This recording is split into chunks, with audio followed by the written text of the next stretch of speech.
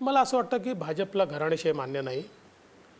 आत्ता जी काही तिकीटं आम्ही दिलेली आहेत दॅट इज अ कॉम्प्रोमाइज. आणि ते कॉम्प्रोमाइज कसं आहे की साधारण 2014 नंतर बी जे पीने हा निर्णय केला की एका घरात तिकीटं द्यायची नाहीत दोन.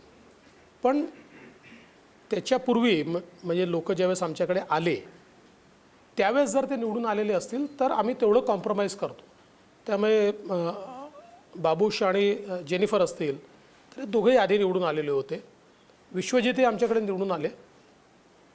तिची जी दुसरी सीट आहे म्हणजे माननीय प्रतापसिंग राणेजींची, त्या जागेच्या संदर्भात आपल्याला मी अनेक वेळा हे सांगितलेलं आहे आणि एका ज्येष्ठ नेत्याबद्दल आता मला जास्त बोलणं हे देखील योग्य नाही.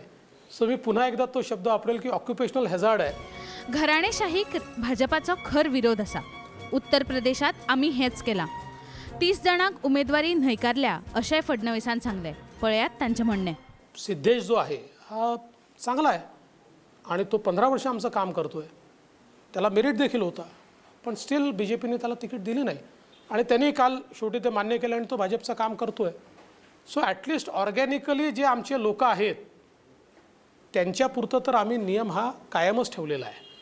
उत्तर प्रदेशामध्ये भारतीय जनता पक्षाने 30 तिकीटं कापली आहेत घराणेशाही नको म्हणून.